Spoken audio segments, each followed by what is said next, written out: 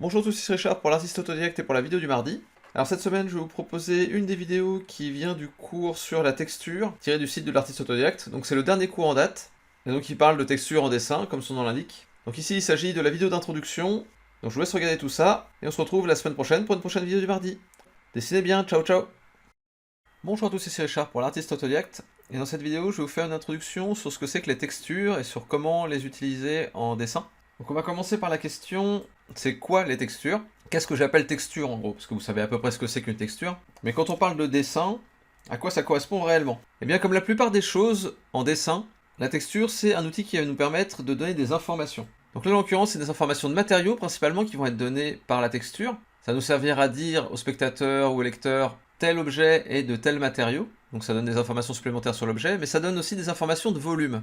Ça c'est un point qui est souvent oublié. C'est que les textures, en suivant, en contournant, en étant imprimées sur le volume, vont donner une bonne description de ce volume. Ce qui veut dire aussi que la texture, c'est un outil très puissant pour faire du dessin en volume et du dessin en 3D. Et c'est pour ça que je ne l'aborde qu'à ce moment des cours, puisqu'à mon avis, il faut déjà bien comprendre le volume en lui-même pour pouvoir retranscrire une texture correctement. Donc ensuite, ce qu'il faut voir aussi, c'est que c'est des détails de surface. Ce que j'appelle texture, c'est tout ce qui va se trouver à la surface des choses. Donc il peut y avoir un peu de relief, mais à partir du moment où ça va à l'intérieur, où il y a des trop gros creux, où il y a des trop grosses formes qui vont sortir en dehors, j'appelle plus vraiment ça de la texture, c'est plutôt des formes secondaires. Et la texture, elle, ça va plutôt être ce que je vais appeler une forme tertiaire. C'est la lecture tertiaire de l'image. On va d'abord lire les grandes formes, après on va lire les formes moyennes, et après on va s'intéresser à la texture. Et tout ça, ça se fait en une fraction de seconde dans le cerveau, hein. C'est juste histoire de hiérarchiser les choses. Et juste pour dire que c'est pas les formes qu'on va lire en premier, mais par contre c'est quand même assez important pour le ressenti qu'on va avoir d'un objet. Ça va être important en peinture, ça va être important en dessin. Mais il faut commencer à y penser, à mon avis, quand on commence à vraiment s'intéresser au dessin un peu précis. Et en termes d'apprentissage, ça nous oblige aussi à nous poser pas mal d'autres questions. Des questions sur le niveau de détail, des questions sur le rendu de telle ou telle chose, des questions sur le style, etc. etc. Donc voilà déjà pour la définition de ce que j'appelle une texture. On va voir maintenant comment on la représente, cette texture. Plutôt comment on les représente ces textures, puisque chaque type d'objet, chaque type de matériau va avoir une texture particulière. Une texture différente, si c'est un matériau qui est neuf, si c'est un matériau qui est usé, si c'est un matériau qui est dur, si c'est un matériau qui est mou, si c'est un matériau qui est doux, qui est plutôt rugueux, etc., etc. Donc déjà ce qu'on va voir c'est que pour représenter la texture, il faut déjà s'attacher au style dans lequel on est. On va pas du tout représenter la texture de la même manière suivant les styles. Il y a des styles où on va utiliser de la texture, d'autres styles on va même pas en utiliser du tout. Donc, je vous montre quelques styles déjà qui en utilisent, mais pas forcément au même degré, ou pas forcément de la même manière. Là on a le style de Skottie Young, qui utilise la texture de manière assez minimale, et qui est un dessin quand même globalement assez relâché, assez rough. Mais on voit quand même qu'il traite assez différemment le sable, de l'arbre, des feuilles, des noix de coco, de l'eau autour. Tout ça c'est traité de manière assez différente. Et ça permet de bien comprendre qu'est-ce qui est quoi. Encore une fois, c'est une information qui permet de ne se poser aucune question sur qu'est-ce qui est quelle chose. Ensuite là on a Mobius, qui prenait beaucoup plus de temps et de détails pour déterminer ses textures. Donc là il y a de l'éclairage, il y a des hachures pour faire de l'éclairage, mais aussi des lignes et des hachures pour faire des matériaux. On le voit en particulier sur la pierre là par exemple, sur les sortes de briques là, sur le sorte de serpent infini là, le Mobius mais qui fait un 8 là pour le coup. La pierre qui tombe un peu mollement, ce genre de truc. Et enfin là, on a Mignola, qui va donner un peu l'impression que tout ce qu'il dessine, c'est de la pierre en fait. Il va avoir des motifs qui vont être très récurrents, des sortes de petites coupures, des petites entailles, des trucs comme ça, qu'il va utiliser de manière très graphique. Et il va avoir aussi d'autres trucs comme des écailles ou des choses comme ça qu'on va retrouver dans différents personnages. Et ça c'est intéressant parce que le style de Mignola est quand même relativement minimaliste, il y a beaucoup moins de traits que sur un Mobius par exemple. Mais il utilise quand même des traits pour faire de la matière.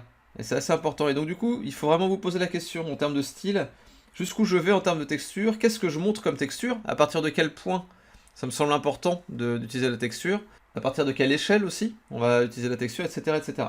Et d'ailleurs, en parlant d'échelle, c'est le deuxième point qui va être important pour la texture.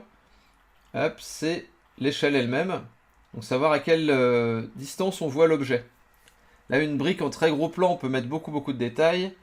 En plan moyen, on va surtout voir la séparation entre les briques et puis un petit peu de détails récurrents dans les différentes briques.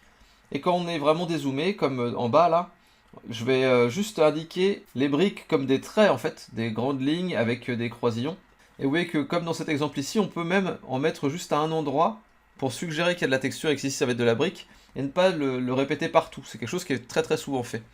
Si on a des bâtiments d'un peu loin, on va juste suggérer un peu la texture rapidement, mais on va pas s'amuser à détailler chaque pierre. Ça permet de gagner du temps et d'avoir quelque chose d'un peu plus vivant comme dessin aussi, de plus aéré.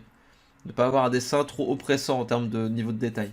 Donc ça c'est pour le deuxième point. Il faut faire attention à l'échelle, on va pas du tout dessiner le même nombre de détails si on est en gros plan sur un objet ou si on est en version assez éloignée. En bande dessinée, c'est ce qu'on utilise très souvent aussi pour faire une image qui, en termes de lecture, donne l'impression de durer plus longtemps. Si on fait un gros plan sur un objet et qu'on le détaille très très bien, c'est une case qui va donner l'impression qu'elle doit être observée plus longtemps et donc du coup qu'elle dure plus longtemps aussi. C'est une façon de gérer la vitesse de lecture. Ensuite, on a l'ombre et la lumière. On ne va pas traiter les matières de la même manière dans l'ombre et dans la lumière. On va faire des contours. Là, pour le coup, vous voyez que j'ai fait des contours beaucoup plus nets dans la transition entre l'ombre et la lumière. Des contours qui vont se casser à certains endroits dans la lumière pure.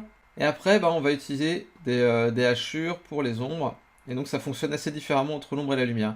Et ce qui va être intéressant, c'est que l'endroit où il y a le plus de contraste, ça va être dans la transition entre l'ombre et la lumière. C'est là où on va avoir les formes les plus différentes qui vont se combiner. On va avoir une sorte de motif, comme ça, là, qui est un motif en soi assez complexe, et qui va n'arriver qu'à cette transition-là. Et ça va être très très souvent le cas. On va très souvent avoir des ombres qui vont être beaucoup plus complexes à la transition entre l'ombre et la lumière, à ce qu'on appelle le terminator. Et c'est souvent là qu'on va voir le plus la texture. Parce que dans l'ombre, on va la voir moins, puisqu'elle est un peu plus cachée par les hachures et puis par l'ombre tout court. Et dans la lumière, on va la voir moins, puisqu'il y a des détails qui vont avoir tendance à disparaître, parce que tout va être éclairé en fait. Donc ça va avoir tendance à aplatir un petit peu dans la lumière, ça va avoir tendance à aplatir un peu dans l'ombre. Par contre, au Terminator, à la transition entre l'ombre et la lumière, c'est là où tout le détail va apparaître. Et enfin, la dernière question qu'il faut se poser sur comment représenter les textures, c'est le degré de réalisme auquel vous voulez arriver. Là, je vous ai mis des choses qui ne sont pas que du dessin d'ailleurs, mais là, ça c'est du Jean Giraud pour Blueberry. On voit que la pierre là est détaillée de manière très réaliste, avec plein de petites craquelures, de petits détails, de petites bosses, de petits creux, etc. avec beaucoup de modelé aussi en termes d'ombre et de lumière. C'est beaucoup plus complexe que ce qu'on va trouver là chez Derek Loffman, où on a un peu le même principe, mais qui va pas être traité vraiment de la même manière pour la roche là. C'est quand même un dessin beaucoup plus simple. Et enfin, on a cette peinture là, où on voit que c'est quand même extrêmement simple et sobre, mais que ça marche aussi. Et en termes de texture, il n'y a pas grand chose, mais il y a les grandes masses en gros quoi. Et ça peut être quelque chose d'amplement suffisant aussi, suivant les différents styles qu'on veut obtenir ou les effets qu'on veut obtenir. Donc toutes ces questions-là, c'est à se poser sur la manière dont vous voulez représenter la texture par vous-même après en fait. Parce que là, moi, je vais vous montrer que des exemples avec mon style en fait. Je vais vous montrer des exemples en plus avec un de mes styles. Là, je vais faire que des exemples où je vais essayer de pousser les textures quand même pas mal. Mais suivant l'échelle, l'ombre à la lumière, le degré de réalisme, ou même le style que je veux changer, je ne vais pas toujours les traiter de la même manière, ces textures. Donc il faut bien garder ça en tête et essayer de trouver vos propres trucs quand vous allez faire vos études de texture par la suite. Et enfin, quel que soit le style que vous voulez utiliser, quelle que soit la manière dont vous voulez traiter vos textures, il va falloir faire attention à quelques points importants, qui sont des problèmes récurrents que je peux trouver chez mes étudiants. Et donc ces problèmes classiques, je les classe en 4 grandes catégories. En premier lieu, on va avoir des problèmes de poids de ligne. Là, je vous ai fait un exemple rapide de ce que je peux voir parfois, avec des lignes intérieures de petits détails qui sont trop grosses par exemple, et des pâtés un peu comme ça là, que je vois revenir assez souvent. Alors souvent en traditionnel ça vient d'un petit pâté d'encre en fait qui fait qu'une forme coule dans une autre. Mais du coup ça indique pas vraiment une forme, ça c'est plutôt à éviter globalement. Et donc le problème de tout ça c'est que ça va donner une mauvaise hiérarchie des informations, et ça va pas permettre de bien faire comprendre les grandes formes d'abord. Comme je disais au début, le dessin c'est toujours un outil de communication, il faut jamais oublier ça. Et si on traite certaines informations comme étant importantes en leur mettant des lignes plus fortes, alors qu'en fait c'est juste des détails, ça va avoir tendance à casser l'impression de l'image et à communiquer de mauvaises informations globalement. Donc ensuite, le deuxième problème que je vois de manière assez récurrente et donc auquel il faut faire attention, c'est des textures qui vont pas être bien appliquées sur un volume. Adapter la texture au volume, comme je disais, c'est super important puisque la texture nous sert aussi à ça. La texture nous sert à montrer le volume. Si on montre mal le volume avec la texture, ben, on a mal fait son travail. Et la texture va plutôt nuire au dessin qu'elle ne va l'améliorer. Donc il y a quelques styles avec lesquels ça peut passer, avec des styles très graphiques, mais la plupart du temps, il faut essayer de faire en sorte que la texture s'adapte au volume. Ensuite, le troisième point que je vois assez régulièrement, c'est un problème que je vois surtout en peinture, mais ça peut arriver aussi au dessin. C'est le fait de faire une très bonne texture à l'intérieur des formes, mais par contre de ne pas les adapter à la silhouette. Enfin, en tout cas, de ne pas adapter la silhouette à la texture en question. Ici, visiblement, on a des grandes bosses là, sauf qu'elles ne vont pas avoir d'impact sur la silhouette en haut, et ça donne une impression très bizarre en fait. On a l'impression que la texture, si on regarde juste au milieu, on a la texture comme il faut, mais après, aussitôt qu'on arrive sur les bords, il y a quelque chose qui se casse et qui crée une confusion en fait. Il faut toujours essayer d'imaginer le volume des choses, et donc si on a une texture, on va avoir une adaptation sur la silhouette qui va être assez importante.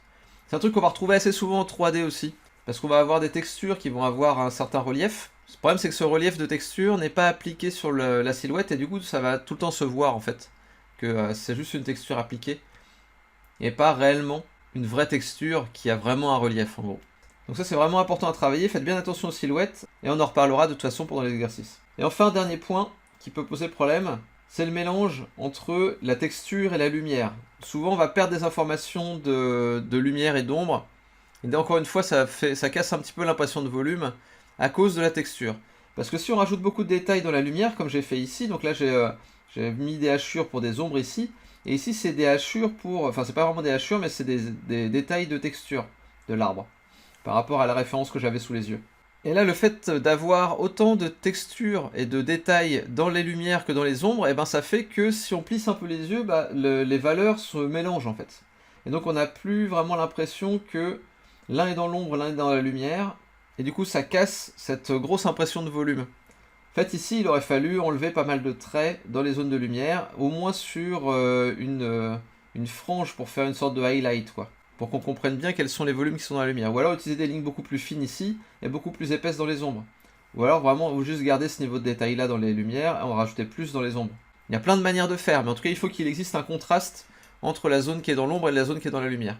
Et plus on va resserrer nos lignes, plus il va y avoir de détails au centimètre carré, plus la zone va paraître sombre.